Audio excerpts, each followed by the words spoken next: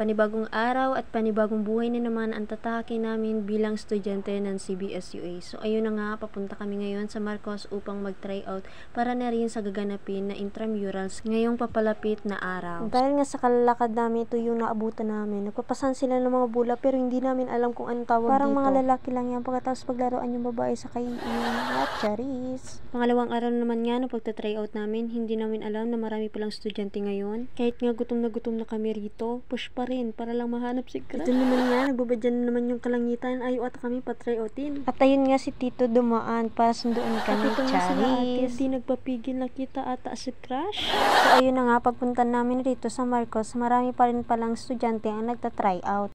Katulad ng sipak takraw, basketball, at tumatakbo. At ito rin pala yung Marcos na sa sobrang laki, hindi mo na makikita yung halaga mo.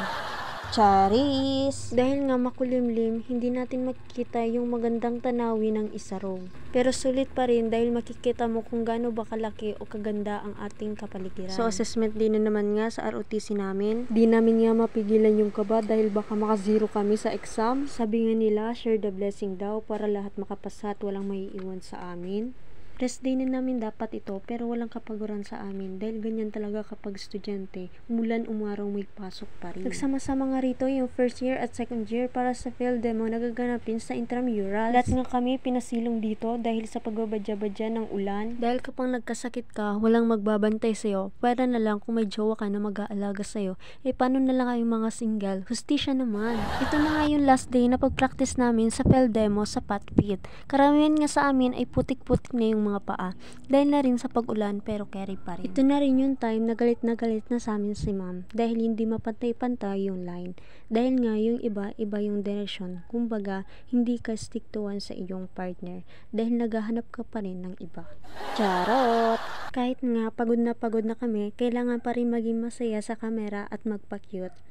Nahiya pa nga si ate kaya nagtago. At dito mo rin nga mararanasan na magtarok na walang kaarte-arte sa CBSUA.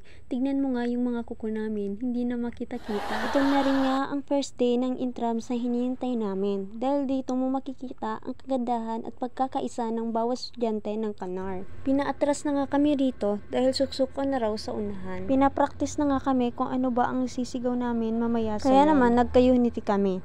Go Kanar! Fight Kanar! Go Kanar! Fight Kanar! Go! Go! Go! Pagkatapos nga napagparid namin, sisimula na ang field demo sa patpit.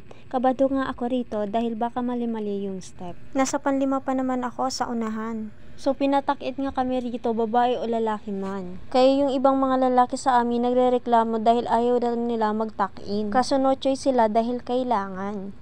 Ito na rin nga ang hinihintay namin na Mr. and Miss Intramurals. Dito mo kasi makikita ang kagandahan at kagupuan ng mga estudyante ng CBSUA. Grabe rin yung pinagdaanan nila bago sila makapasa sa Mr. and Miss Intramurals. Grabe yung confident at karisma ng bawat kandidata. Dito mo talaga makikita yung determinasyon nila sa pagrampa na kanilang mga costume bilang totoong karakter sa ML. Kahit nga nahihirapan yung iba sa kanila na magdala ng costume, ginagawa pa rin nila yung makakaya nila para mapamangha ang mga manunood. At kuhang-kuha nga nila kung paano mag-post ang mga karakter sa ML. So ayun nga guys, thank you for watching. Mwah!